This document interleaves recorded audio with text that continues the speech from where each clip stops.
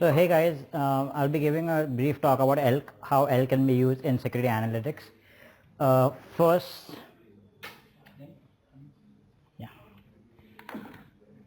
So first a little bit about myself. Like I'm a trainer at Institute of Information Security. I'm also working as an analyst over there for Network Intelligence India. I have around 4+ years in experience in IT. Like I've been a system admin, I've been a university professor, and right now I've jumped recently into security over there. I conduct training for multiple corporates, mostly in malware analysis as well as in intrusion response. And I'm part of the DFIR team at NI. So like Arpan at the behind over there, he's one of my member of my team over there. And my key domain which I work with is security analytics. I work with malware analysis. I don't go into that much depth with reverse engineering.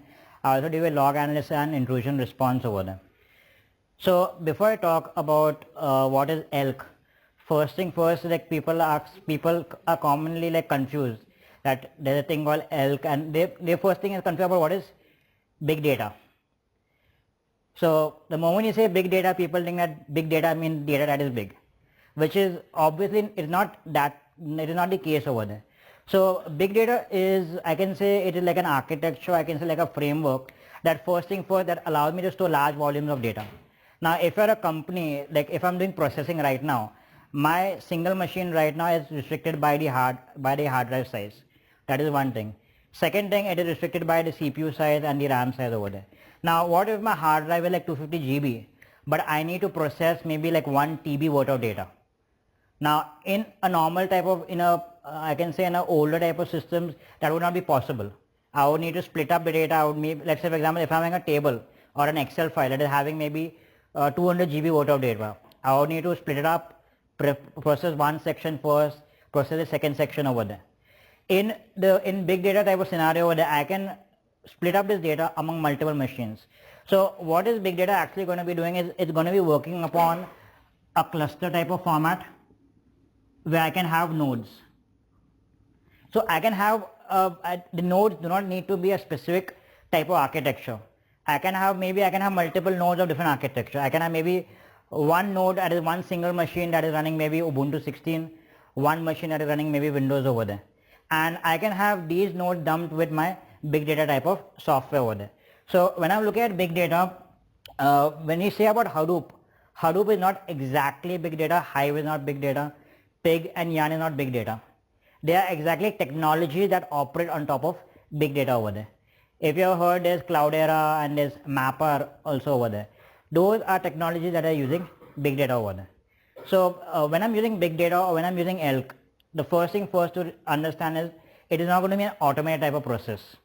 Automatic meaning what? If I pull in logs, if I pull in data into it, it will not tell me that your system is being attacked by this so-and-so person at this so-and-so time. That I need to actually sit down over there, I need to go to the entire events, I need to interpret them over there. If I'm talking about the working of big data, as I said, it is working upon the basis of nodes. I can have a thing called as a name node, and I can have a thing called as a data node.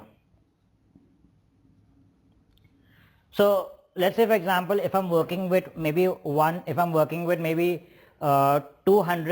GB worth of data, or let's say for example a single document right now that is 50 MB, and if I'm having what happens, the data node is the place where the data gets saved. My name node is like my coordinator.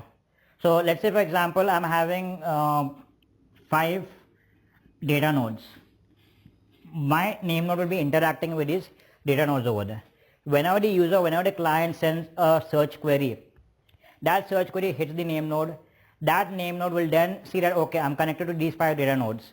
Let's say for example, for the case of maybe an Excel file. Let's say there's an Excel file or a CSV file that is having maybe like say 100 rows of data. If I ran it on a single machine, let's say for example to perform the sum of all the cells over there, let's say it might have taken me let's say 5 minutes on a single machine. When I put this into my big data type of system over there, the moment I send the query to find the sum of those, that's entire column over there, what the name node will do, the name node will then send that same query to my data nodes. It'll bifurcate this into appropriate tasks. So 5 data nodes. How can I break 100 rows into 5? 20, right? So what will happen is one data node will do the summing of 1 to 20, second data node 21 to 40, and so on and so forth. After the summing has been done, they'll send the result back to my name node. My name node will concatenate the results over there. So it may have taken me 5 minutes for doing the sum over here. But right now over here now, because I'm having the 5 data nodes, it may take me just maybe 1 minute. So by using this cluster type of system, I'm able to perform parallel processing on a large data set. And this is just a very small example of an Excel file. This data can be maybe 200 GB, 300 GB. I can be split up among multiple data nodes over there. It'll still perform the processing and get back to you over there. So when I'm talking about big data, why do you think that I should require big data in security? I've been talking that data is big, or there's large volume of data. So why do we have to look at big data, the usage of big data? We have a lot of devices generating a lot of devices. So I may be having n number of different firewalls, I may be having n number of different endpoints. Endpoint may be having event viewer, I may be interested in the event view of each machine over there. So as I keep on collecting this data, I'll be generating large amount of logs over there. Now for a normal system, normal single machine to process that large amount of logs, it'll be impossible. So I can pass that entire log data to maybe a cluster. The cluster will do the processing, the searching, the indexing, the querying, whatever, and it'll be able to display me the results over there. So if I'm talking about the ways I can use it, I can use big data for doing user behavior analytics. Let's say for example, I am fetching the event viewer logs of the endpoint machines over there, and I can make a visualization or graph about the logins. Now let's say for example, when you log in, there's an event ID called as 4624, and if you're failing to log in, if you're given a wrong password, it is 4625. So I can maybe make a graph of today of all of my users, show me the 4624 event, that is the login event. What I can see, the first login. Okay, like all the users are coming in, logging in maybe between 9 AM and maybe 10 AM. I can make this sort of visualization. So let's say for example, every week I'm doing this visualization, and this is the next week has come. The next week I see that this user has not logged, there's one anomaly where the user has not logged in at between 9 to 10, but the login is showing at 5 AM in the morning. Now obviously this 5 AM login was totally different than the previous week's login over there. It is anomaly to me. So then what I will go in depth and think that, okay, why did this user log in at 5 AM? Did he actually come to the office, or maybe has somebody gotten hold of his credentials and try to log in, or what over there? Second thing, I can use it for doing fraud detection. Third thing, because I'm using ELK, when I look at normal SIEM type of solutions, the SIEM solution will be very specific to the data sources. It may interact with maybe my firewalls. It may interact with my IDS or my WAF over there. But it may just pull in data which is streaming. Now what if I'm having the input data that is mixed, that is not of a specific format? So one example I'll give you is one of our clients, they had an antivirus. The antivirus, I could not fetch the logs. There was no streaming part where I could fetch the logs over there. So the only option which I had to do is I had to run an SQL query to dump the logs into a CSV file. I had to move the CSV file to a specific location, and then I had to import the CSV file. So I'm not going to be worried about what is the data source, what format the data source is going to be, whether it's streaming or maybe a specific file. I can have the data source in maybe a streaming source like syslog. I can have the data in maybe a CSV file over there. And I can code, or I can make different configurations to import the data into my system. So that way I can get an overall view of all of my devices, of all of my systems in one specific dashboard over there. The fourth thing is, recently I've been doing a lot of R&D with forensics. Like how can I use ELK for doing forensics on maybe large images and stuff. So if how many of you have used Ncase before over here? Okay, so when you use Ncase, you know that Ncase takes a hell of time just for doing the indexing and for doing the parsing, and if you give it a keyword search, the keyword search will take lots of time over there. So using ELK, I've been able to reduce the time drastically for a very large data set. So I had tried this on a hard drive that was like 700 GB. For doing the parsing of the 700 GB took me like 2 hours. For importing into ELK took me 1 hour. So in that 3 hours, I got the entire data into my ELK. I could just open the ELK dashboard. I could fire queries for files, for hash values, for specific locations over there. And I could maybe just analyze the pattern. I could see that, okay, that why this file created this time, or why this file has been modified this specific time over there.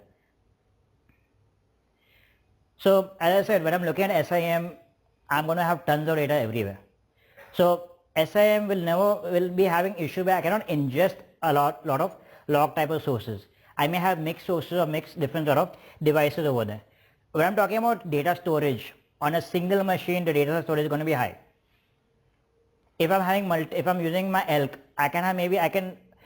when I used to teach in college, what I used to do, I used to create a cluster. I used to take normal i3 machines that were like 4 GB machines. I used to create a cluster like 5-10 machines over there. And I used to send forward queries to it, like 10 GB worth of data queries, 20 GB worth of data queries over there. And I never felt those machines would run slow. Those machines were obviously used by my students. They never at once felt any sort of hamper in the performance that, okay, that I'm programming in Java, I'm doing some sort of forensic case over there. They used to be always have that sort of performance over there.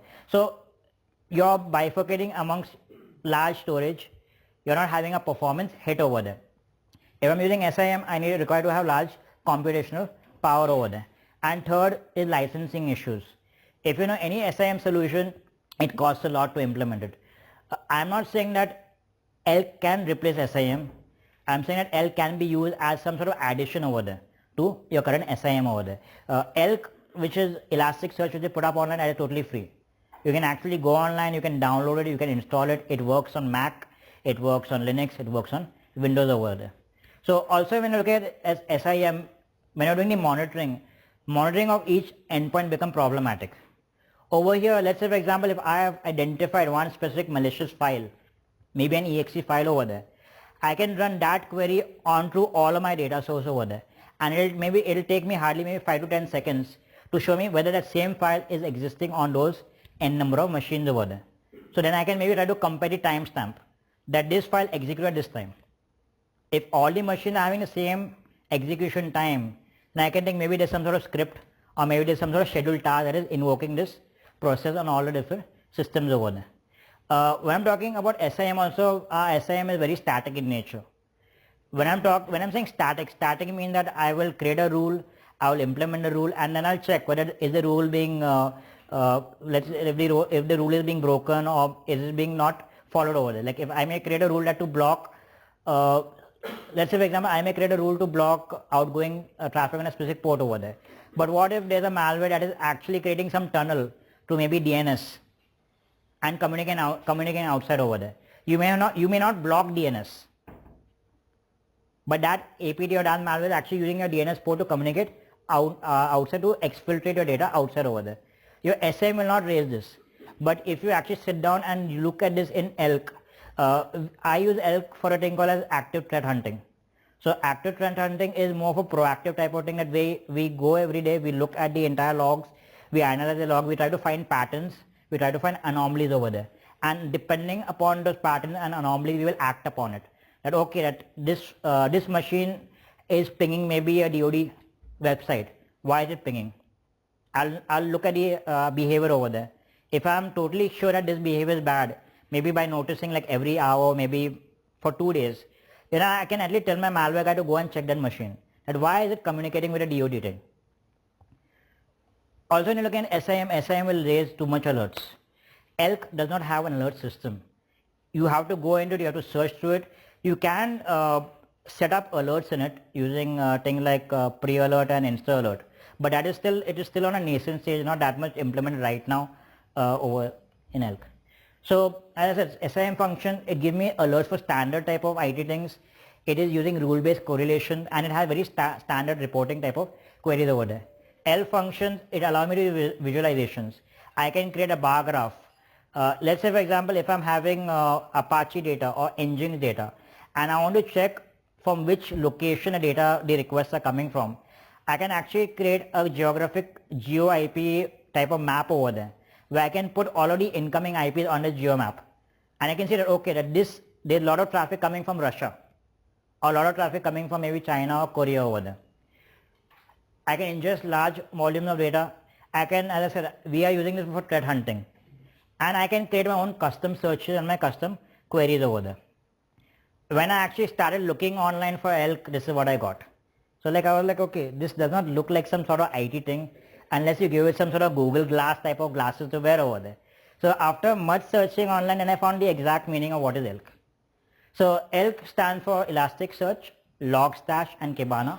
Elasticsearch is a NoSQL based database that is based upon Lucene search engine. So if you have worked with data mining, there have been things like Apache Solr and Apache Lucene, which we used to be earlier used for doing this document indexing for searching and over there. So when I'm working with Elasticsearch, Elasticsearch shows my data in a very unstructured manner over there. So I can't use SQL for doing the query over there. My Logstash is basically a log pipeline type of tool. So what happens is I can give it some input. I can define some sort of transformation function. Let's say for example, if I'm reading a log file, I'll be showing you some log file which I have and some use cases which I'm using it right now and at work over there. So if I give it a log file, maybe there's an Apache line. Like if you have worked with Apache log, you know that Apache, the log line has the timestamp, the HTTP number, the type of verb, get, post. It has the referrer agent, and it also has the user agent. I can break apart that entire line into different components. I can have different variables assigned to it, and I can enable analysis on those type of variables over there. And I can output this. So it may be the entire line of data. I may not be interested in the user agent. I may not be interested in maybe the version of HTTP. I can totally disregard that out and keep only that which is important to me in my system over there. And Kibana is a visualization layer. So it's a dashboard, it's a web-based dashboard which I can use for doing my queries, for creating my visualizations over here. Also with ELK, we use a thing called beats. Now beats are agents which run on different machines over there. So let's say for example, if I want to collect information about Windows events, I can have a thing called WinLog beats. If I want to do maybe some sort of uptime analysis, I have different sort of beats called as the metric beats, which I can gather information. How long is this machine up?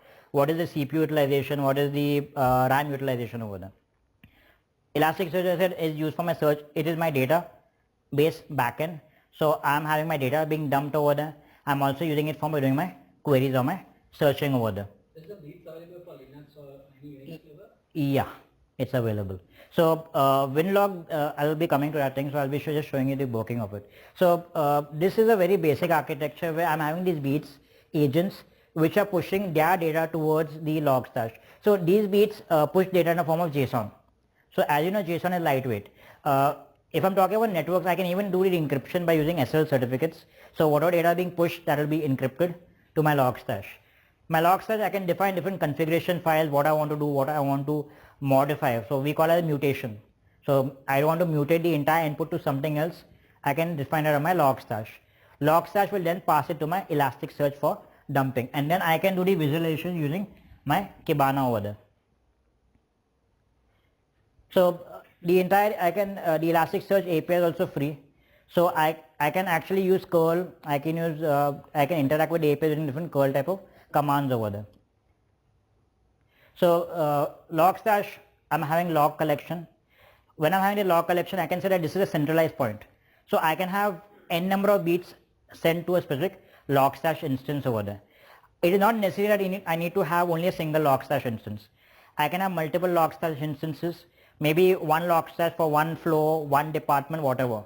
In the end, they will be dumping into my Elasticsearch cluster over there. So right now on my laptop, I'm using Elasticsearch, the entire ELK in a single node system.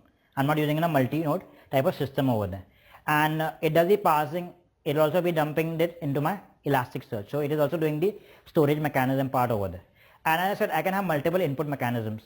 If I don't want to use my beats agents, I can define inputs in terms of ports or in terms of files, or I can even read I can even read syslog type of information. So if I'm having a firewall that is outputting maybe using some specific port, I can create a Logstash configuration. I can read that specific incoming traffic, and I can do some sort of processing on top of it. Yeah, just one question. Yeah. Event dropping or some field dropping, Ah. can you write the rules on a Logstash? Yeah, Logstash. Okay. If suppose in particular line I don't want this kind of columns, Yeah. it should be dropped, Yeah. not stored again. Yeah, so let's say for example, if when you're capturing the events, let's say Windows event viewer, you may not be interested in the 10,000 of events. Right. You may be interested in something like 4624, 4625. So you can write this if type of queries over there that, okay, 4624, you can add some tag, So login pass. log source I can write. Yeah, you can write that entire configuration file in my Logstash. The log will come as it is, but your Logstash you can define the entire parameter what you want. So you may only require maybe 10 events. So those 10 event IDs you can give, or how you want to do it. Parser, and that only 10 events ID will go. Correct. So that will be actually reducing the load of data which you want to look at. Because at the end of the day, when I'm having so much data hitting my system, my main important thing is I will need to scroll to a lot of data. Now, so I need to have high quality type of data. So instead of having so much noise in the system, it'll be much better to filter the noise to what is important to me and then do the querying on top of it over there. So when you look at Logstash, we have three sections. We have the input section, we have the filter section, and we have the output section. So you all can see this, right?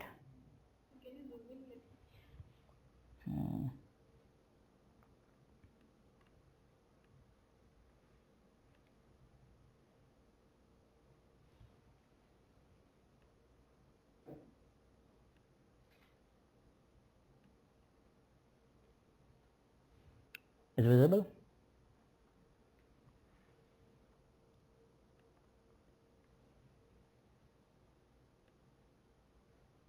Okay. So what I've done is here when I try doing this for a log file, I specify the input as stdin. So stdin is my standard input over there. So what I basically did is for doing the demonstration today, I took a log file metasploitable 2, which I had some sort of event generated over there. I just ran a cat command, cat space the log name, vertical pipe, and I passed it to my Logstash instance over there. So the moment it hits the system as the input, it'll run the filter on top of it. So what I've defined here in my grok is my pattern matching type of thing. So I can define different keywords. So these keywords which I'm looking at, like iPort, host, and HTTP number, these are defined in grok. So if you there's a site called a grok debugger which has different patterns put up over there. So like let's say for example you are finding this confusing to do. You can take a line of the log, submit it over there. That grok debugger website will try to interpret what is the exact similar to regex. So let's say for example the message with the input text which is there, I have broken up into these different parts. So the first part which comes in Apache is the client IP. The second part is the username over there, user authentication. Then is my timestamp, the HTTP request timestamp. Then the verb get, post, the date, what is the HTTP version number 1.1, what is the response 200, 404, the number of bytes which have been sent back over there, what is the referrer and what is the agent of that client browsing over there. And what I've also done is in the filter part I've done more segregation. So if I'm doing a matching of timestamp, I'm specifying a timestamp format and I'm specifying the local has to be as EN. Similarly, what I've done is in this the client IP, there's a plugin for Logstash called a geo IP. So you give it any IP address, what it'll do, it'll find what is the latitude and longitude. So I can make like a geo type of map on my system that okay, this IP address came from so and so location. So when you're analyzing traffic or maybe a firewall or maybe like a proxy, if you have this type of thing, you can exactly see that okay, where the traffic actually going over there. So let's say for example, maybe a user visited a website, but the website has redirected the traffic somewhere else, maybe to some Russian website. You will be able to see what is the exact IP that has been gone over there. So let's say for example, I want to filter my entire in Kibana. I may not know which IP is of Russia. I can just give as let's say for example source or client IP :Russia. So all the events which have been tagged as Russia will show me over there, or all the traffic have been tagged as North Korea will be shown over there. I've also broken up the user agent into agent and user agent over there, and output I've just added this std out codec is equal to dot. So as it reads, it just shows dots over there. And actually there's more down about it imports into Elasticsearch.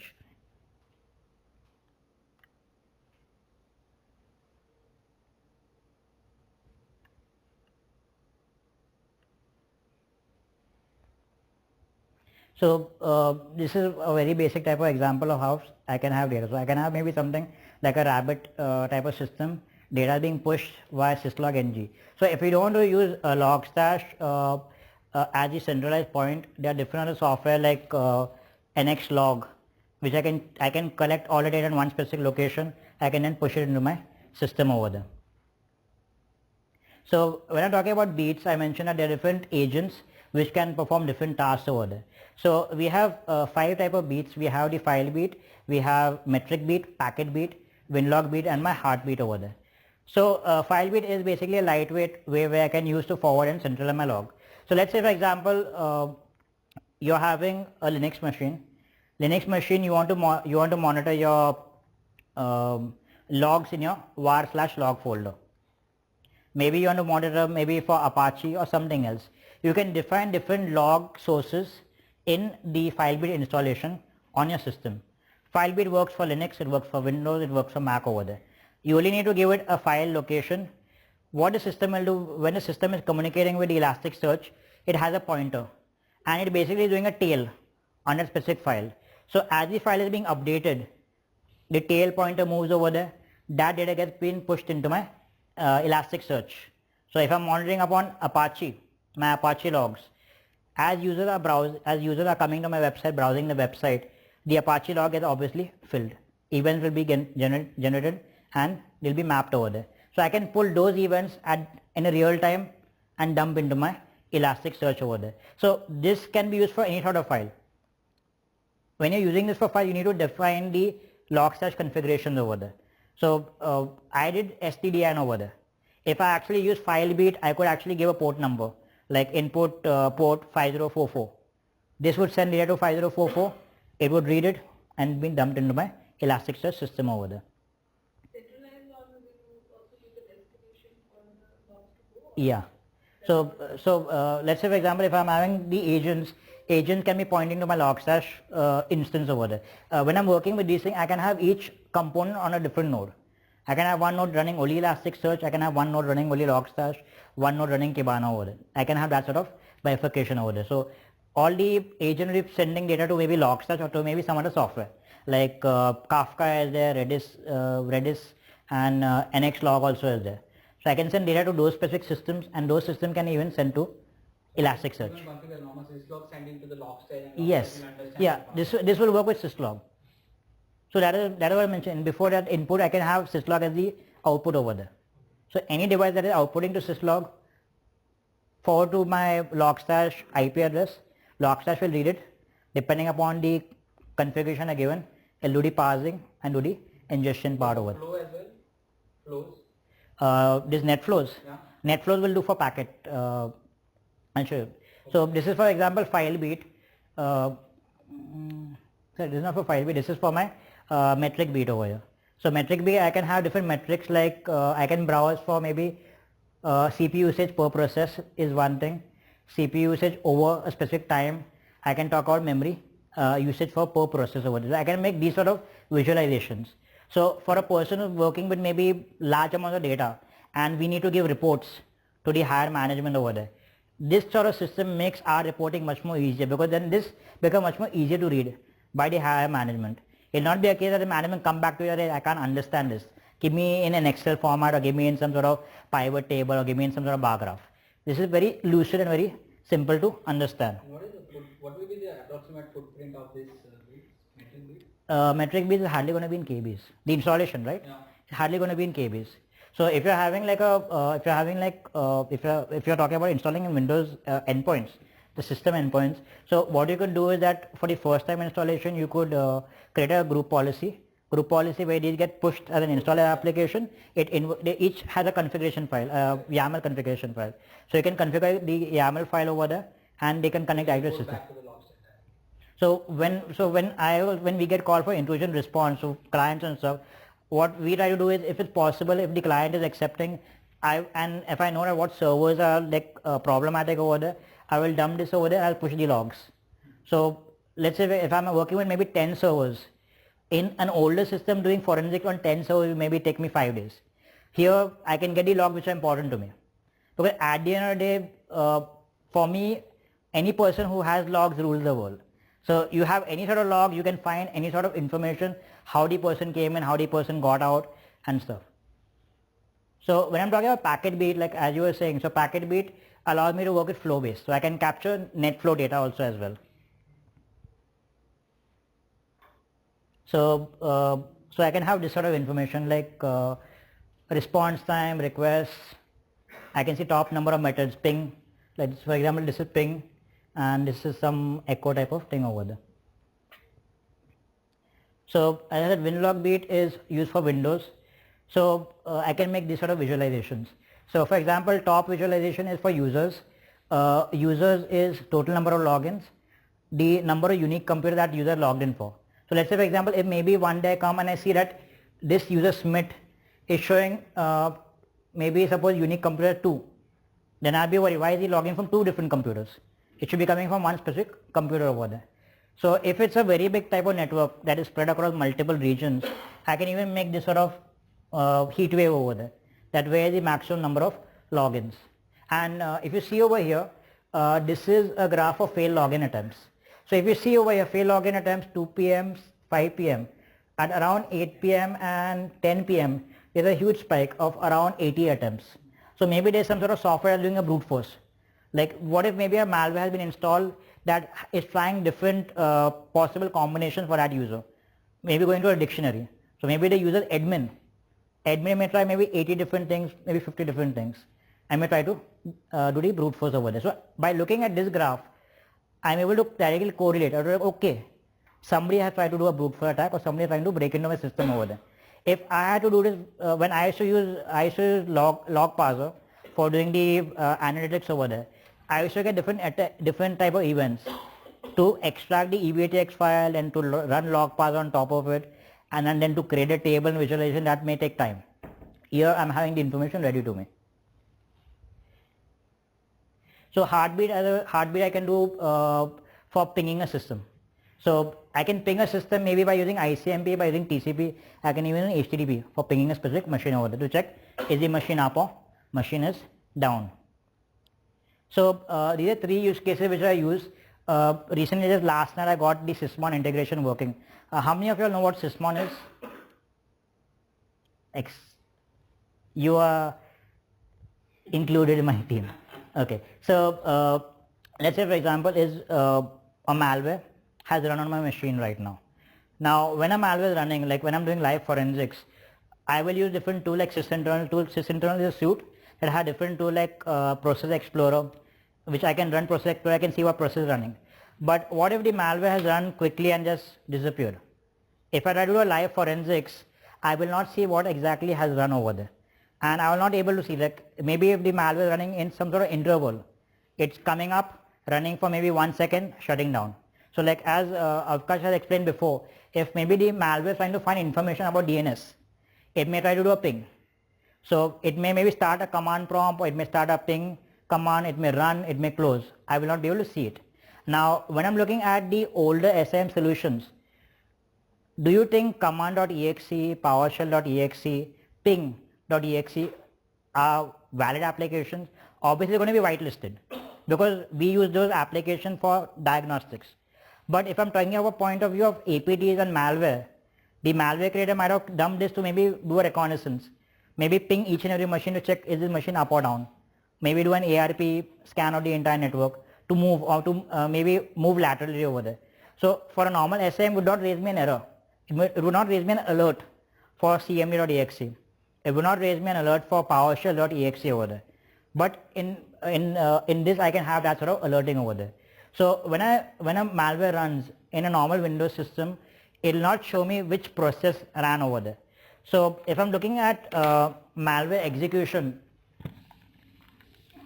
let's say for example somebody has given you a file. Dude, this is a new awesome game, this is Assassin's Creed 7 or something. You have double clicked it. You double click it, you see that dude is not working at all. But exactly in the background, this malware would actually dump multiple files. Let's say for example, it may dump some Trojan code. It may dump some maybe downloaded code over there. You may not know about it. And Process Explorer may not show about it over there. It may show, but it may go fatafat se. and you as a normal user would not even take notice of it. Now when these things run, these things don't get logged into my event viewer. So it may show me as this file ran, but these files which have been dumped, these files which have been executed will not be visible at all. So Sysmon is a program that is part of the sysinternal suite, which now many companies in the US are using it. I'm not sure about Bombay because I haven't seen many companies using it over here right now. So Sysmon, what I can do, I can create my own configurations over there. So I'll show you a basic configuration which, so this, if you are on Twitter, if you know that there is a user called Swifton Security. So Swifton Security recently released, this is his Sysmon configuration file, where they have defined different rules, whether they can include things, they can exclude different things over there. So what has happened, I have installed this Sysmon configuration on my system and I have run winlog beats. So when I go to run, this is my Kibana interface. So when I first started up, this is how the Kibana will look like over there. If I'm looking at the left hand side shows me discover, visualize, dashboard, timeline. So let's say for example, when I'm doing data, when I'm fetching data, I can create different indexes. Each index can have different documents. Okay. So as I was saying that if I'm having index, let's say for example, I'm indexing 200 GB data. 200 GB data will not fit on a single machine. That data can be broken up into different sub items. So we call those items as shards, SHARDS. So index having multiple documents, getting split, index having multiple documents, the entire index getting split up into shards over there. So if I'm having this multi-node type of system, I can have, let's say for example, this is one node, this is one node. This is one shard. What I can do, I can enable replication. So this shard will have one replica in a different node over there. So let's say for example, if this node goes dead, backup is still available. So we call this thing a rack aware type of technology over there. So I can define a number of replicas I want. Let's say if I define number of replicas 2, one copy will be on one server, one copy on a different server over there. So over here I've created multiple indexes. So I'll show you the one which I'm using for my winlog beat.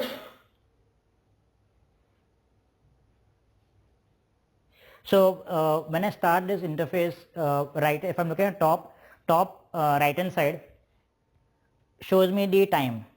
So I can select a specific time frame. So I maybe let's say for example, user complained to me that Lionel, my system has been behaving weirdly yesterday over there. So I can drill down to a specific date. Let's say for example, last 24 hours.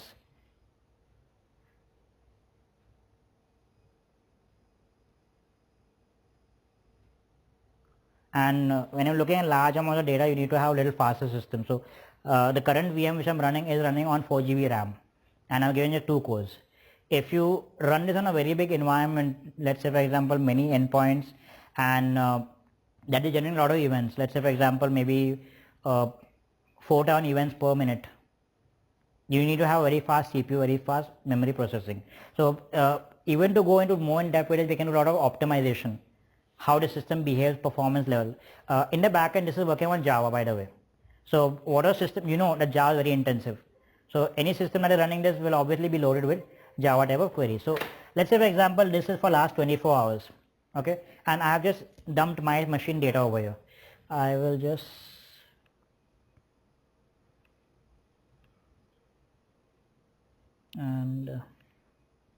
okay. So you are able to read, right?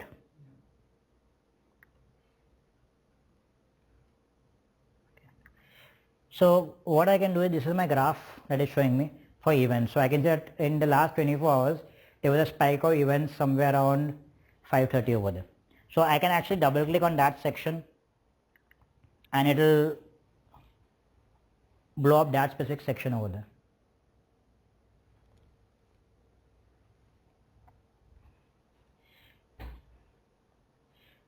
So down are the different events. So if I click on a specific event, let's say for example, I was talking about command.exe. Okay. So let's say for example, if I want to find out whether some malicious thing has run, star means show all. I can just give some cmd.exe. I can even combine different parameters like and or over there. And if I'm looking at left hand side, these are different columns. So I'm interested in command line, parent image, parent command line, maybe event ID. Okay. And let's say for example I just change the time frame to 5 days. So the good thing about it, you can even go years back. There's one forensic sample which I used that is like around 10 years old. So I can actually go to 10 years before, see what is the entire sample about. So like if you see down below over here,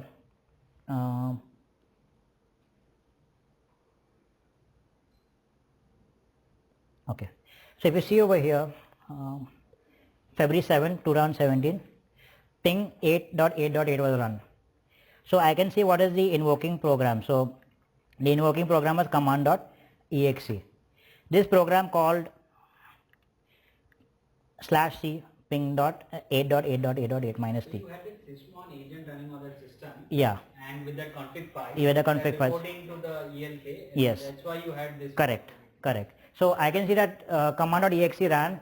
Command.exe ran with a switch that called is ping 8.8.8 minus t. So it is pinging the domain thing over there. And so I can separate different things. So like as I said, when I'm looking at Sysmon, Sysmon has a thing called parent image, parent command line, command line. It is very difficult to get the exact command Yes. on the CMD. Yes. So like if you think about using this, you get a lot of commercial softwares that do this thing. But here right now I can have bifurcation. So I'm having a bifurcation called a parent image, parent command line and command line. So parent means the main process. The next part is the process which I call. So I can see the main process with command.exe. This is like full-fledged EDR solution.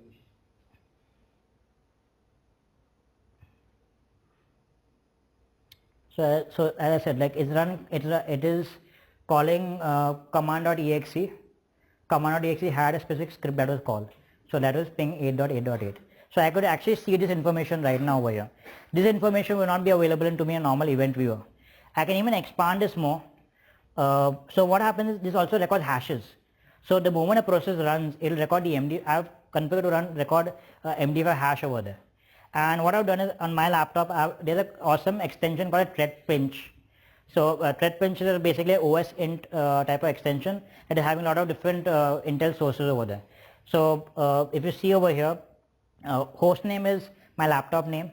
So whatever machine is come from, that will show the machine name over there. This is the command that ran, so it ran a ping command. Hashes, so MD5 hashes. So I don't have thread pinch running over here, but the moment I select any hash or any IP address, that gets sent to thread pinch will revert back to me over here. So maybe if that hash is of a malware, this will send that hash to, I've configured for VirusTotal, I've configured for OTX, and I've configured for IBM. So it'll send the hash to that specific sources. That will reply back, okay, that VirusTotal is 10 out of 51 is infected. So this will not even just work for hashes, it will work for IP addresses. So I can, if there's some IP address over here, I can select the IP address and it will give me a pop-up for IP version 4. So I don't have to open a separate tab. I don't have to go to something like IP void or something like that and search over there. I can get the entire information as it is over there. So this is for command.exe. Another thing I tried doing is that maybe little like PowerShell. So this is telling me that I can see what is the timestamp over here. So once I find a timestamp, I can even filter my event to that specific, maybe 10 minutes, 15 minutes. And then I can see the exact execution tree that this event ran first, then second event, third event, fourth event. So I'll get the entire execution type of part over there. So this is for this. Another thing I'll show you is for PowerShell. So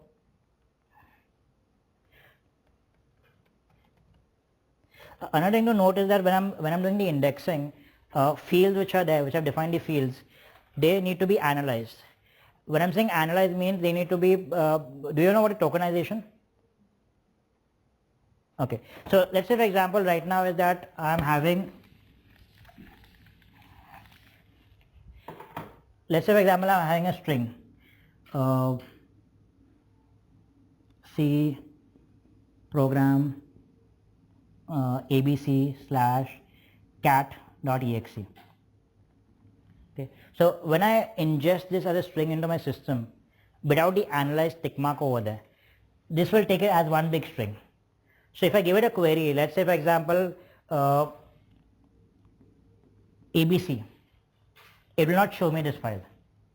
When I'm setting the analyze part tick marked over there, what it'll do a tokenization. So this will be taken as one token, second token, third token, fourth token.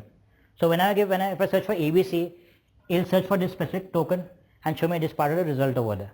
So when I come to show the Apache part after this, you will see like if I'm searching for things like the apostrophe personnel 27, or if I'm searching for select or union over there, I'm not enabled the tokenization or the analysis part. So it's not going to show me if I search for select. So in this I can search for PowerShell. So if you see over here, these are all the different PowerShell queries which are run on my system. So over here, PowerShell.exe ran, it called ping, it did a ping on the localhost. So any sort of program that executes on a system, if you're having sysmon installed, sysmon will record, by default it records everything. That is why I use a custom configuration file. So like I don't want to record, like if I'm working on Excel a lot, I don't want it to record when my Excel opens. I may not want it to record when Chrome opens over there.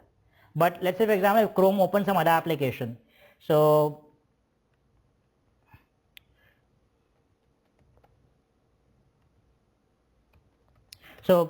in my Chrome I'm having an extension called as FDM, Fast Download Manager. So you may have heard of IDM. IDM is basically a paid version, FDM is a free version over there. So in my Chrome I'm having the FDM extension installed. So anytime I click on a download link, it calls the FDM extension. FDM will do the download scheduler option and it will pass the download to my FDM software. So when I actually sat down to look at this, if you see over here this part, if you see parent image is calling as chrome.exe. So Chrome was the place where this program ran from. So Chrome ran, then it calls, if you see over here,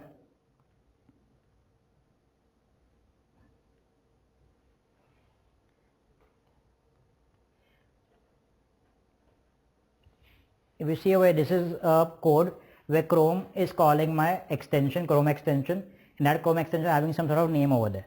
So by looking at it, I can understand that Chrome was the one that called this extension over there. Then if I look at more in depth down below in the events after it, that extension then calls my FDM. So anytime I want to trace something, I can do a very easy type of trace over there. So let's say for example, if your parents keep on telling you, okay, but beta, I'm having a lot of pop-ups coming over there, you can exactly install sysmon over there. You will be able to exactly see which application, which file is causing those pop-ups to come up over there. So then you don't have to worry about installing n number of anti-malware software. You will find what is the exe, go into processes, enter the exe, and then delete the exe. So how much time that will take? Maybe hardly 5 seconds for doing the analysis and doing the removal part, versus installing Avast, uninstalling Avast, installing malware antibytes, removing it. You may spend n number of hours doing it that way over there. Another thing I said about this is that I can do event searches. So let's say for example I'm having event ID. So what exactly happened is that I was little dicey that I used to keep my laptop locked in the trainer room over there, and I used to go for lunch over there. So when I used to come back, I used to see that when I use my fingerprint for doing the unlocking part. So when I used to come back, I see that when I'm swiping, it is saying that hello has been blocked because invalid login time. So then I tried to see, okay, what time the invalid logins were there. So I actually got a proper graph that what time the invalid logins were there, and I could see, okay, this invalid login came at so and so time. Who was sitting in that room at that time with the other trainer? Was Sujit there or somebody else was there? Obviously there's no CCTV camera, but I can actually make some sort of graph in my mind that, okay, that these people might have done some sort of kira with my laptop over there.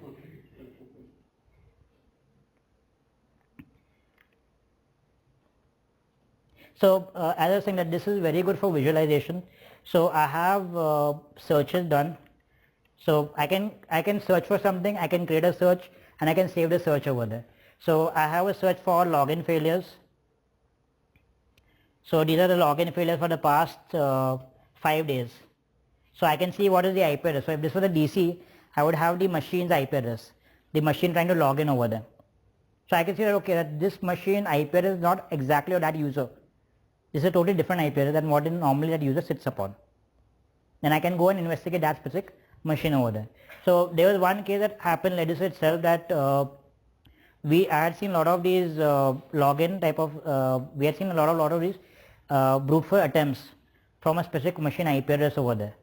When we actually went and saw that IP address, we found that IP address is some user machine. So from that user machine, there was a malware that was trying to brute force all the admin credentials. Every time, and it used to be very periodic.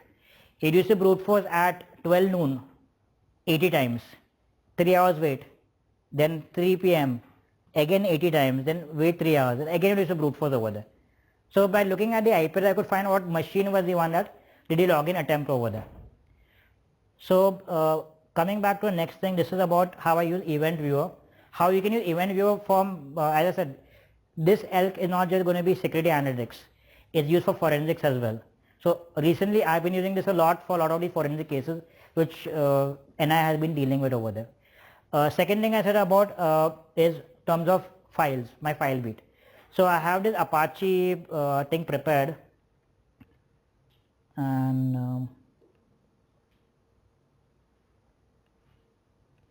so let's say for example this was, I had generated this around October. So I just took my metasploitable Apache log and I fed it over here.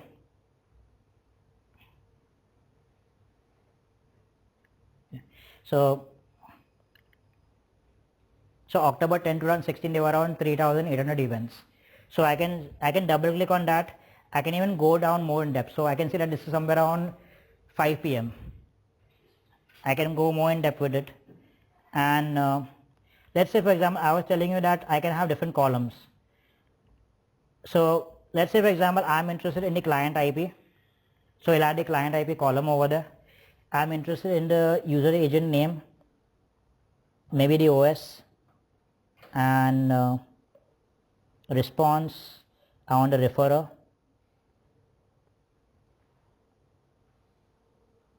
and the request.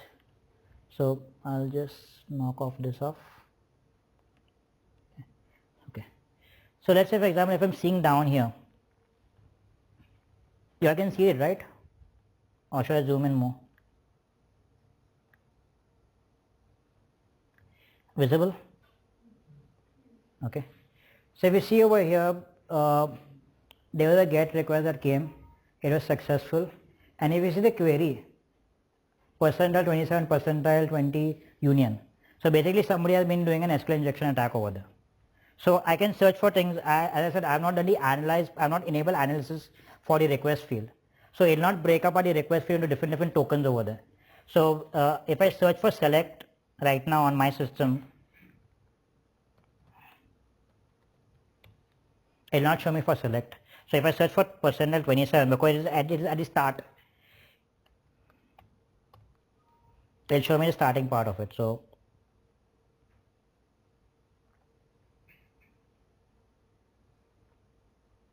I can see that this is the IP address 52.130. So this can be combined with your WAF. You can pull in your WAF logs, you can do the analysis on top of it, and you can find information of it. So another client, what I've done is for one of our clients is that we have written a Python script where the Python script goes online every day to different OS intelligence sites. It fetches the blacklisted IPs, like the certain IPs and stuff. And what happens, like every evening, whenever data comes in, it does the tagging over there. So if this is IP address that has come into my system, this IP address is in that IOC list, it'll have a tag, incoming, IOC ingress, IOC egress over there. So I can just have a filtering done, tags : IOC ingress, tags : IOC egress. So if I want to see, if for me important thing is my data should not be going out. So I will have this dashboard kept called IOC egress, will show me if data is going out hitting that specific IOC IPs. So I may be having 2 lakh events. In those 2 lakh events, I may be only interested in IOC events. I don't have to go through searching this thing every day. I can have just maybe a counter put over there. I can double click on the counter, go into more in depth over there. So Coming back to the visualization, and by the way, this is ELK version 5 that is running. The most commonly used version of ELK is ELK 2.x, which is still used. So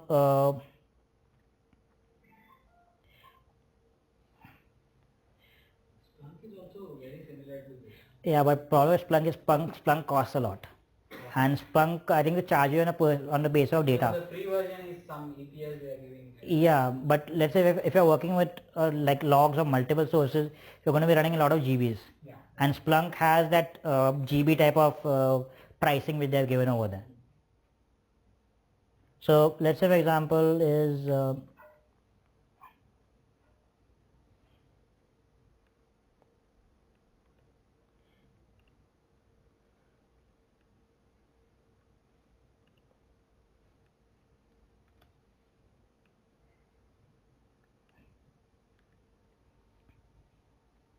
so I can have this sort of charts made for about OS. So the maximum, I can have this graph made for OS. So like for example, this green is for Debian. I can have show me like what is the maximum traffic. So like this is a metasploitable thing. So traffic is not that much big. But in a real world scenario, I could say that okay, maximum traffic is coming from Debian or from Ubuntu or Unix or Windows XP or what over there. So I can have different visualization made. Let's say for example traffic versus location. So I can have this sort of heat map made up over there, which is not loading totally over here right now. So and this is the engine dashboard, which is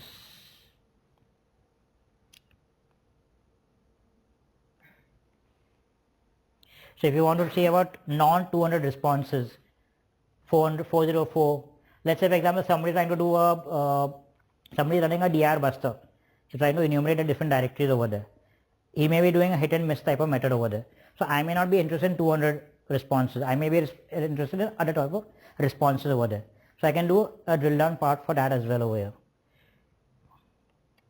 So dashboard. So this is a sample dashboard for Nginx. So top is a heat map for traffic versus location. Down, so I've actually taken a sample file, sample Nginx log online, and I've fed it to my system over there. So I can have different sort of metrics. So unique count of GIPs, what is the total count of data? So 51,000 events. I can do a geocoding, so I can see that there's a lot of traffic coming from Ashburn. Ashburn, the next is Dublin, New York, Bombay over there. OS basis, graphs, and I can have this sort of bytes versus time. So in this specific time, how many bytes were going out, coming in and going out over there. Then this non 200 responses. So if you see over here, this blue thing is 404. If you see right hand side is mentioned, the color is mentioned over there. So dark blue is 404, green is something 304. So on that specific time, that is May 18 to 2015, I had this many type of responses being sent out over there. Coming back to the next part, the last use case which I have used is for forensics. So what I've done is for this demonstration I have parsed it's like hardly like around 600 MB type of forensic image which I put up online over there. So the parsing hardly took me 1 minute. When I tried it for maybe like a 600, when I tried for 600 GB hard drive, a server class type of hard drive over there, overall indexing I use programs like as Plazo and log to timeline. So log to timeline does the parsing of my entire drive, creates a .plazo file. That Plazo file I just send it to my Elasticsearch. Elasticsearch will read it and import into my system over there. So 15. You need specific connectors? No. So log to timeline is basically a Python type of program. You can directly integrate into ELK. Yes. So it's I don't know if I have it with me right now install.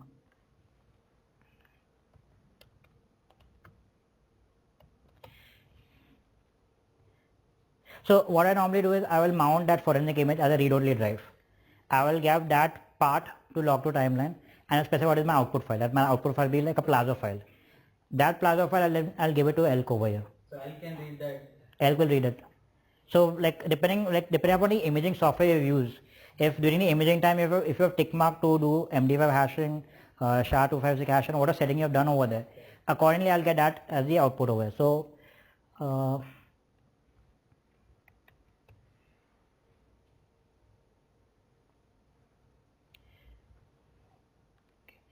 so okay, so let's say for example this is feeling weird to me. I'll double click on top of it, and if I just expand the event a bit, so I can see that this was some DLL file, eDrive : program file VMware. I can see some more information about what is the file size of it, what is the UUID for it, and this is the SHA-256 hash for it. So I can just select it. Obviously ThreadPinch is there installed, so it will send that information to online.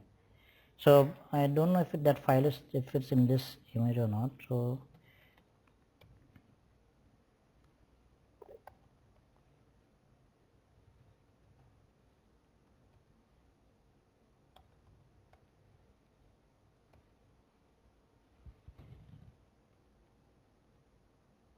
I can keep on drilling down by double clicking on top of it. So if I'm feeling that this is a little weird, this was at 230, and then maybe this also felt weird at 300 plus count was there. So I can see that there are a lot of these files, that PNF files.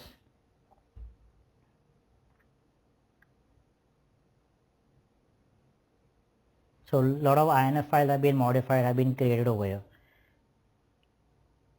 So like if you're searching for anomalies, having a graph type of view enables you to work much more better over there. So like if maybe the client has told you that I felt that the break-in happened at so and so time, you can define the start time as that, maybe 2 or 3 days before that, and the end time maybe right now. You can see the change in the trends. Then filter to that specific region which you feel is different to you. So this all depends upon the person using it. If you give this to a normal layman and he does not know what he's looking for, he's going to have a hell lot of hard time. So like when I actually jumped onto working with threat hunting and all, the first time I started sitting on this, I like got a total headache. Like, dude, what do I do? So much information is there. And like with me for threat hunting, we have Panera Dincha as well, who is, when he'll come, we're not there. So like he will tell me, dude, you have to sit down, you need to look at this, you need to look at that, which sometimes goes over the head also. So when you're having a lot of different sources, you have to correlate manually. So if I'm, let's say for example, scenario is that there was one more scenario recently that, as I said, there was a DoD IP type of thing that happened over there. And when I saw the user agent, it was from a Word file. So obviously when you talk about Word, it comes from my macros. Maybe somebody has run a macro. So when I actually went, we did not have sysmon running over there because clients don't have sysmon running. If I'm going for a forensic case, then I can have sysmon running over there. So when I went to actually see, if you're running Office files, by the way, if you go into event viewer, there's this Office type of log over there. So the Office log keeps a track of what files you have opened. So if you open Excel file, Word file, that keeps a track. So my system gave the alert about this so and so time, and it gave me multiple alerts. So what I did, I went to the user, I opened event viewer, I went to that specific Office log, I checked at this specific time which Excel file was open or which Word file was open. Then okay, then I found which file open. Then I did a forensic analysis, I did a malware analysis on that file. That okay, this file had some sort of macro in it. And luckily it was not a ransomware type of thing, because right now ransomware is spreading to any sort of macro, any type of file over there. You got an user agent. Yeah. So the user agent was showing as Word. So like if you're anytime you're communicating with firewalls and with proxies, he'll mention what is the user agent. So if it's Firefox. I also came across through some of the malware. They were using like user agent like MyLove. Some weird. So another thing that you can do in this, right, is that you can filter for negation. So let's say for example,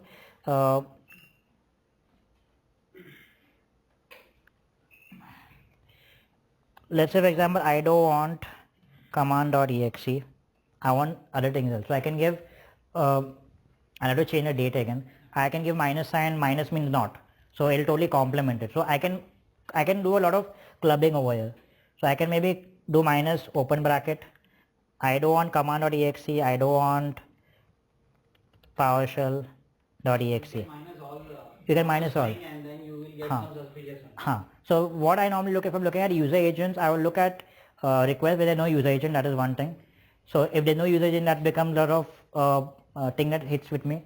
Second thing, I'll look at the user agent. So that is why I've broken up the user agents up. Like if you look at my Logstash file, I've broken apart the user agent. If it may be Firefox 47.1, Chrome so and so, but I'm not interested in the entire line. I'm only interested in the starting part over there. So I can just break apart that entire user agent string into the starting part, which is important to me, and then I can do a query minus Firefox or Chrome or IE. So anything else than that, like you said, my love, if maybe Word was there, if there's an Excel also can communicate if there's a macro running over there.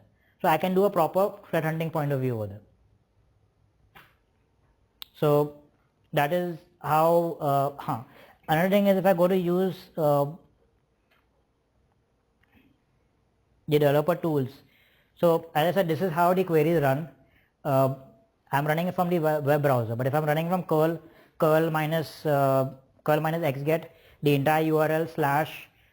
So what happens now, I have defined my index on a daily basis. So each day when I run sysmon, it generates an index file, and in that index file there is a search query. So index file get index name slash underscore search question mark q is equal to that what a query I'm giving over there. So if I actually search by giving curl, the result come instantaneous. So if you actually look at people who are doing development work on Elasticsearch, if you're good with Python, there's a library called PyElastic which works with this. So you can actually code a Python program that interacts with Elasticsearch for doing this get request, for doing the post request over there. So the log to timeline which I've used, that is working upon PyElastic for Python to Elastic type of communication. So if you look at the premium version, so the Elasticsearch right now has a thing called XPack. So XPack has a trial version. It is a very basic version that shows me basic monitoring type of information. The paid version gives you different things. So paid version gives you graphs. Do you know what are graphs? Okay, so let's say for example, this is maybe a file name. I can have a correlation, a graph drawn over there. So child, parent, children, I can do that. I can do a relationship type of mapping. That how is this machine related with some other machine over there. So if you use Maltego also does the same type of thing, graphing. Even Gurdon also does it. Even I think so this Cobalt Strike I think so also does it. So monitoring, so in the early version of 2, they don't have monitoring part of it. So like if I want to check whether is my Kibana, it's running on trial right now. So if I want to check how many events are being ingested by my system, there was no way for me to check it. Right now in the free version, it gives you the event tracker, the event ID tracker. So I can say, okay, 2 down events are hitting my system. So accordingly, if I do my modification using the APIs, I can improve the performance over there. So if I'm looking at the indexes, index patterns, so for winlog beat, so wherever tick mark as searchable and analyze, searchable I can search in that field. If it tick mark as analyze, it will break apart the entire string into different tokens. So I can search for those tokens over. So if you actually do this, let's say for example, if you're having 100 columns of your firewall, and if you enable analyze for all 100 columns, then forget about having a very stable system. Because when I tried this out, when I actually did some R&D with this and I tick marked everything, my entire system crashed. I tried it on a 16 GB my home desktop board, so it totally crashed over. So if you're planning on doing Elasticsearch for analytics, my suggestion, don't use analyze for everything. Only thing which you need to break apart, like user agent, referrer, IP, you can specify the IP part as specify type as IP. Don't specify type as string. So because I specify type as IP, I can do subnet based breakup. So let's say for example, if my internal network is, so that type is already inbuilt, so you don't have to specifically define. when I'm creating the patterns for this now, that time I need to define a template. So in that template, that time you can define the data type it is using. So let's say for example, if I specify it as a string, I'm not interested in my internal network data. I'm interested in external network data. I can't give minus over here. If this was IP type, I can give 0/24 minus. So any events not having this will be then be displayed to me. Actually, we're going to see ELK is pretty much useful and pretty much powerful, but it's not that much picked up with a lot of people. That it has good resources online. There are a lot of good books coming out which you can actually sit down and learn with it. And there are a lot of courses on Udemy also put up. So Udemy has courses for programming point of view of it, for the operation point of view of it. And that's all. Anyone has queries? Any queries? In the beginning you said that if you give a malware that you double click on, Okay. nothing runs, but then it calls the sub-process silently. Yeah. So does those sub-process get logged into the system? Yeah. That gets pulled out. There's a Python script that is calling a command shell from within the Python shell. Yeah, /bin/bash, right? Exactly, from the bash. It'll log it. So it'll log it. It'll log it. Sysmon will log it. You should have a Sysmon running at that time. Yeah, so the Sysmon is only working on Windows. So if you have Sysmon installed, then it'll log python.exe, python 2, python 3.exe is running and it is called that so and so function over there. If you're trying this for Unix, Unix doesn't have a thing like winlog beats. There's nothing for Unix right now. So installing the Sysmon would just give me the track of it. yes. And for that, would I need Elastic, this ELK for the visualizing part, or should I just use So let's say for example right now is that you have, I'll just show you rough working of it. So Sysmon is also an individual tool. If you want to do it for one particular machine, and you can look. What we are talking is if you have 100 machines to monitor, you can't have always. So let's say for example you want to do visualization right now for your Sysmon type of log over there. So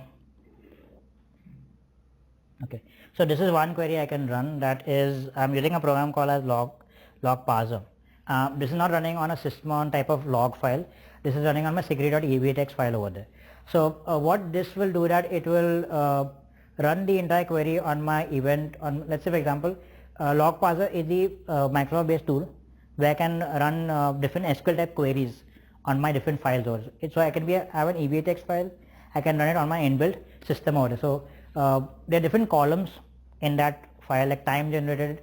So what is happening when I run this program, it will create different, if you understand SQL queries, I am trying to extract the time it ran, the time the login happened, the time the event got generated, the username, the logon type, type 3, type 5. So like different logons have different logon types. If I am logging onto physically on the machine, if I am doing a network based logon, so I will be having different logon types over there. Workstation name. So what is actually happening is that there is a field called strings.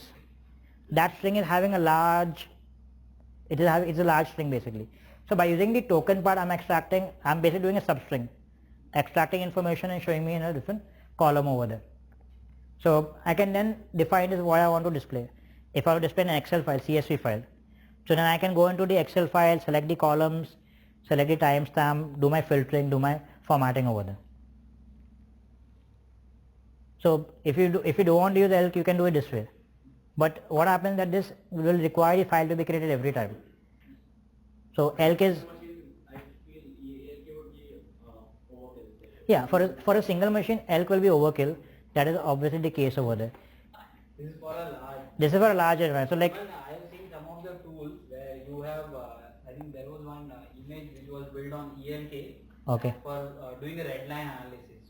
So, that is Nighthawk response. Nighthawk. So there is a tool called Nighthawk which is built on this ELK. You have, suppose you want to do a forensics of 1000 machines. You run a red line onto this, you get an output of red line, and you dump it over into the Nighthawk. It will do.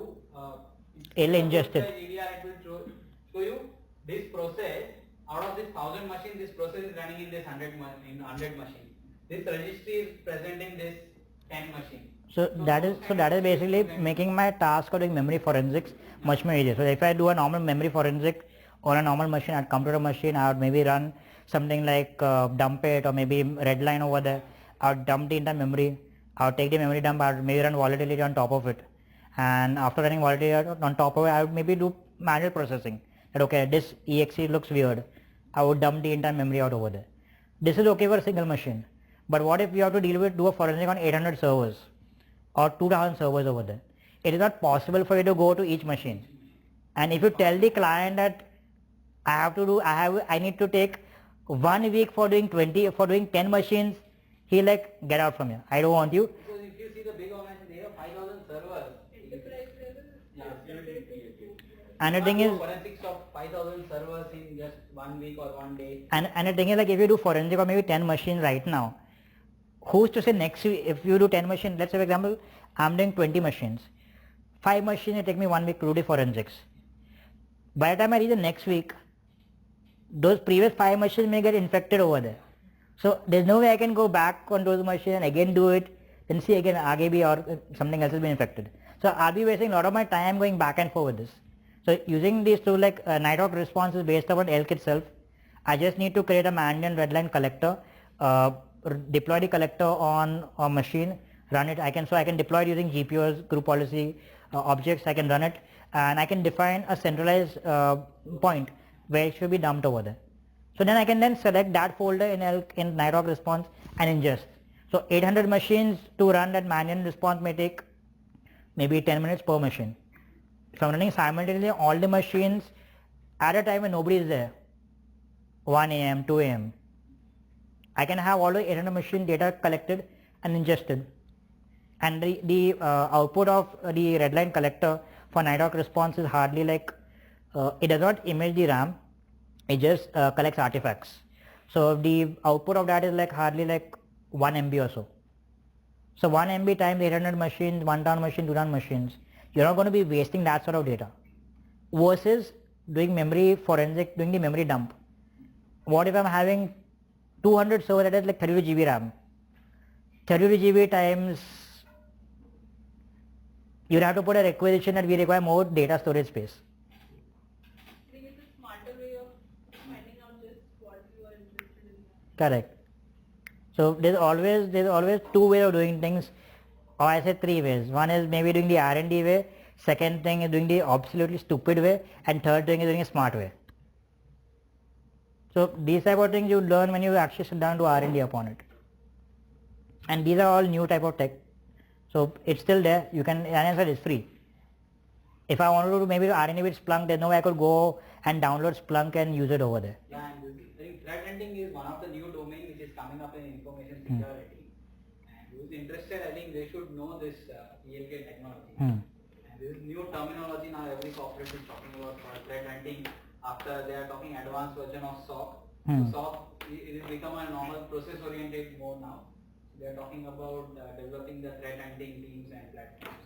This is more of a analytic type of oriented type of thing, and it's not going to replace your SIEM. But You can have.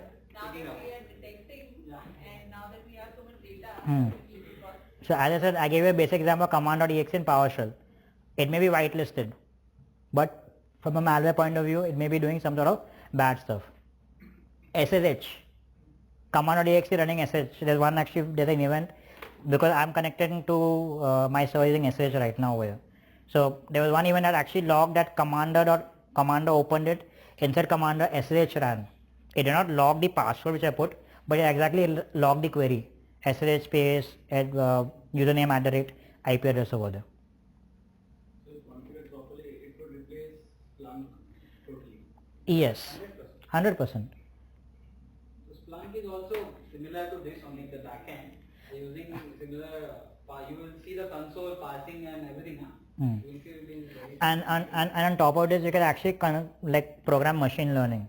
So like I work with machine learning a bit. So like I had recently configured, not for ELK, I configured for log analysis for events. So like I had given it an EVTX file, and it could graph to me that these many actual manual users forgotten the passwords. These are actually software based brute forces, or these are actually maybe okay type of things.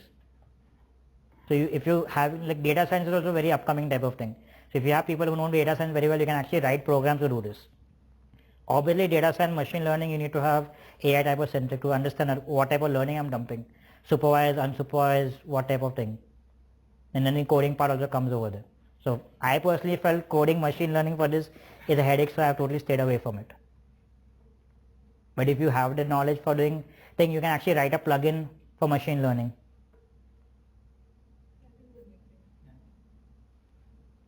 So you can maybe write some sort of pattern or some AI thing that it will find anomalies. So as I said, if a user is logging in every day at maybe 9 a.m.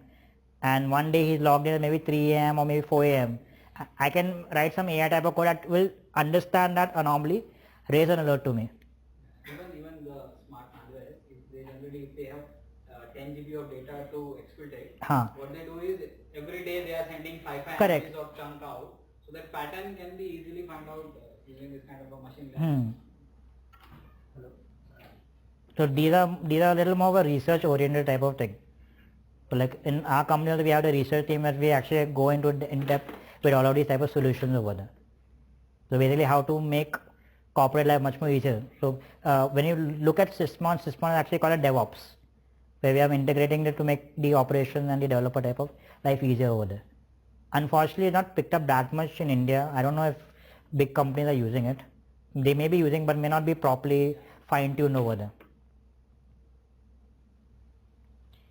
So another thing, the winlog beat, this is basically my file, my configuration file. So I define what event logs are important to me. So application Aspira, I want to ignore older than 72 hours. Security system, and I've added this one. So my Sysmon comes under, there's a folder called Microsoft, inside that Windows, inside that Sysmon, inside that operational. So it'll fetch that entire thing and show me over there. And I can define where I want to output to. So I'm directly outputting it to my Elasticsearch. But if I want to output to Logstash for doing the mutation and stuff, I can do that as well. And as I said about the certificates, SL certificate, I can define the SL certificates. Directly pushing the Sysmon to your Elastic. Because if I don't push it that way, then I need to create templates. That these are the mapping part. Okay, for Sysmon. Yeah. So I think I have a template over here.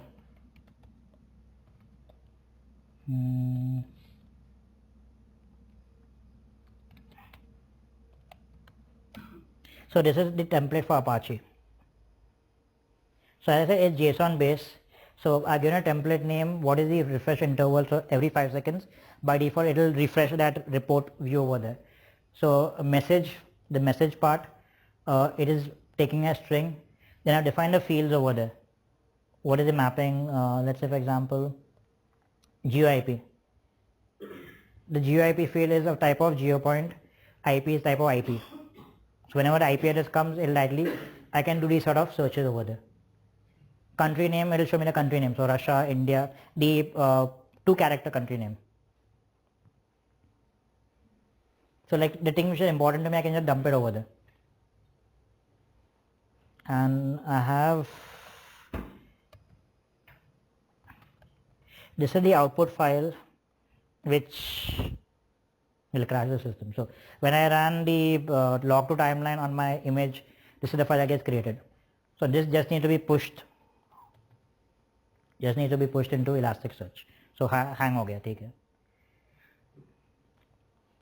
So so one good thing about this is that my image may be 600 GB, it may be TBs. This file will be very small. Yeah, so the one when I try for the 600 GB hard drive, the 750 and 600 GB, this file was hardly like 10 MB.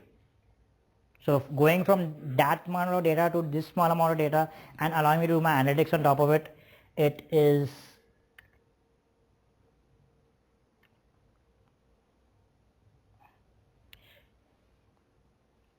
so. Any questions?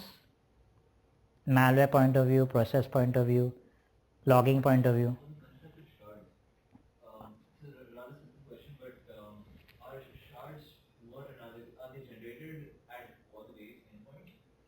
The shards point is only for Elasticsearch. It is not generated at the endpoints. The endpoint will just push the data. I can define the number of shards I want in my system. Yeah. So I can say, let's say for example, the index maybe should be having 10 shards or 50 shards. So each shard will be, I can define how many nodes should have that copy of that shard. So if I define the shard to be 5, and if I'm having 6 nodes, each shard will be dumped on those nodes over there. So anytime something goes down, I can always have the copy pulled. Shards and replicas and redundancy. Any other questions? Bouncer.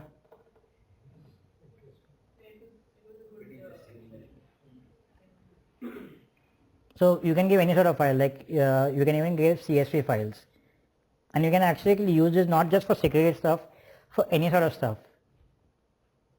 And I believe it supports functions like count, sum and all in ELK. So maybe you have to, this is a very bad example, maybe you have to do homework, count so many column, count the entire sum of a column. You can pass the entire CSV file, give it over here, run the sum function, find the output. Automations. So as I said, this is very totally more of a analytic type of point of view. You need to have that sort of mind to look at stuff and to interpret it. Thank you.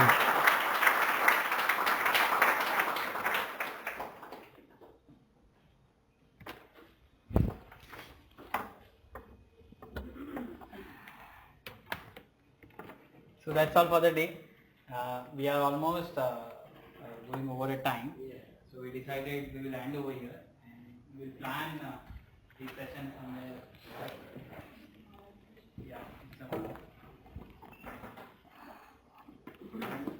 So okay guys, thanks a lot for here and let's meet possibly at Nikon on 18th of March and on 25th of March. Introduction and ending.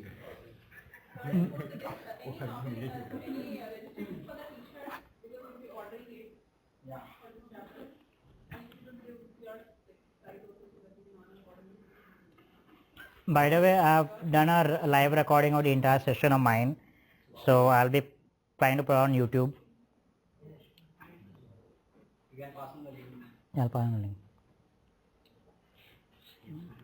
So t-shirts I think हाँ मैंने phone पे audio recording on किया था